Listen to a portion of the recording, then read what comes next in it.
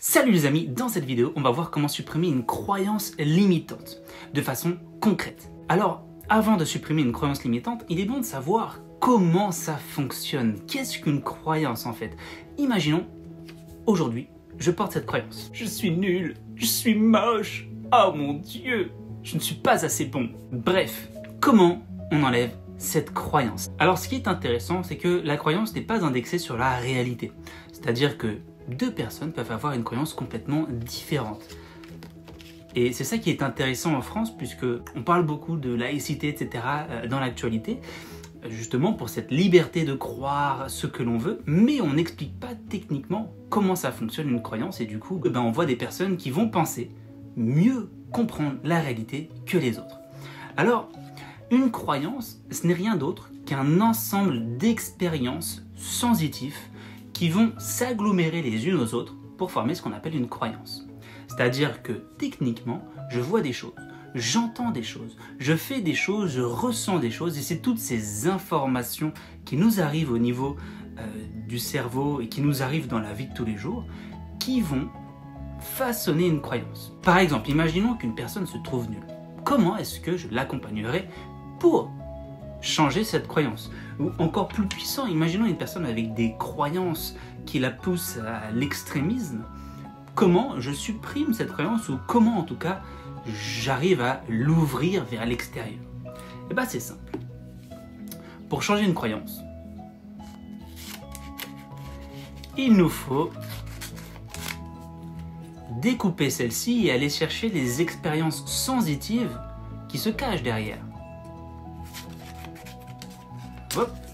Par exemple, imaginons, cette personne pensait qu'elle était nulle. Si je prends le temps d'échanger avec elle, je vais essayer de rentrer dans son passé pour aller voir ce qui l'a amené à croire qu'elle est nulle. Peut-être que je ne sais pas, c'est les résultats scolaires d'un côté, peut-être qu'il y a un peu de ça. Les résultats scolaires, c'était pas un élève forcément brillant quand la personne était plus jeune. Qu'est-ce qu'il pourrait y avoir d'autre? Je sais pas, peut-être que la famille, l'entourage nous a rabâché, qu'on n'était pas assez bon, qu'on était un mauvais élève. Peut-être que la famille elle-même, nos parents, nous ont laissé croire que l'on était mauvais. Et peut-être que là, troisièmement, dans mon milieu d'appartenance, j'ai toujours eu l'impression d'être le moins que rien, d'être le gars un petit peu à la traîne. Donc, de tous mes potes, c'est moi qui avais le moins de capacité, c'est moi qui avais les plus mauvaises notes, c'est moi qui ai raté mon orientation, qui a raté ce que je voulais faire, j'ai raté mon mariage, peu importe. Là, on voit qu'il y a 3 expériences concrètes du passé qui sont venues se confirmer les unes entre les autres, et peut-être que c'est une personne qui avait confiance à la base, peut-être que c'était un enfant extraverti, une personne qui n'avait pas de problème, et en fait c'est cette suite d'événements qui vient changer le programme là-dedans, parce que la façon dont on voit la réalité dépend de notre système de croyances et notre système de valeurs. On ne va pas parler des valeurs aujourd'hui, uniquement des croyances. C'est l'ensemble des croyances que l'on a qui nous amène à penser la réalité. Donc si vous voulez supprimer une croyance limitante ou une croyance qui vous freine dans votre épanouissement, il nous faut déjà identifier quelles sont les expériences qui y sont rattachées. Et on peut même comme ça aller sur des croyances profondément ancrées en nous, des croyances dites culturelles que notre milieu culturel nous a transmis pour éventuellement changer celles-ci. Vous savez, on parle beaucoup d'extrémisme en France en ce moment.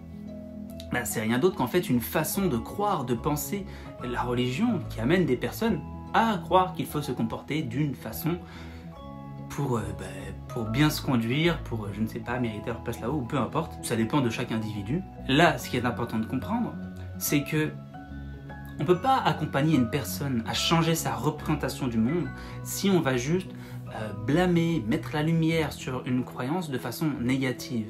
Parce qu'en soi, une croyance n'est pas la réalité. Mais si on n'accompagne pas la personne à le comprendre que justement elle a été encodée, elle a été formatée par un ensemble d'expériences et qu'elle ne revient pas sur celle-ci pour comprendre que la réalité aurait pu être différente, si j'avais compris les choses différemment. Donc une fois qu'on a identifié sa croyance, très important, il faut revenir sur les éléments du passé pour travailler sur ceci. Je vois mon passé d'une certaine façon. C'est ce qu'on appelle, quand on fait de l'orientation intrapersonnelle, l'identité narrative. On revient sur l'histoire que l'on se raconte à propos de soi et sur les expériences que l'on a vécues. Il y a l'expérience qu'on conçoit être négative, mais en soi, il n'y a pas de négatif. Il n'y a que du feedback. Il n'y a que des éléments informationnels. Et soit je conçois un événement du passé qui, ok, m'a peut-être fait mal, comme quelque chose de négatif, mais à ce moment-là, je vais juste rester sur ce mauvais a priori, soit j'essaye d'aller comprendre l'information qu'il y a là-dedans.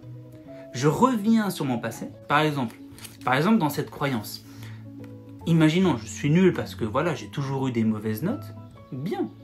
Si je reviens sur cette expérience, que je prends le temps d'explorer un peu la vie de la personne, ses intérêts, etc., on va sans doute voir qu'elle est bonne dans quelque chose. Et ensuite, ça va être à nous de considérer ce passé qu'on voit comme négatif, comme peut-être que, en fait, j'étais pas bon parce que j'étais pas dans ma zone d'excellence. On me faisait pas faire ce en quoi je suis bon. Si une personne qui est excellente dans le dessin, vous ne la faites pas dessiner et vous lui demandez de chanter, forcément, elle va se trouver nulle. Comparé à une personne qui chante très bien et à qui on demande de chanter. Si vous demandez à un chanteur de dessiner et qu'il ne sait pas dessiner, et ben maintenant c'est lui qui va aller petit à petit façonner cette étiquette, cette croyance de « je suis nul ». Donc pour résumer, pour déconstruire, voire même supprimer une croyance qui pourrait être limitante ou malsaine pour certaines personnes, il faut aller identifier toutes les expériences sensitives qui y sont rattachées et qui ont petit à petit formé ce qu'on pourrait appeler une molécule. Et la molécule, c'est la croyance. Toutes ces expériences que j'ai ressenties, tout ce que j'ai entendu, tout ce que j'ai vu, tout ce que j'ai vécu, m'ont donné des informations. Et quand je les ai assemblées les unes aux autres, waouh, je me suis dit, tiens, le monde il est comme ça. Mais c'est ta vision du monde et ce n'est pas le monde tel qu'il est, puisqu'il y a plusieurs façons de voir la réalité encore une fois.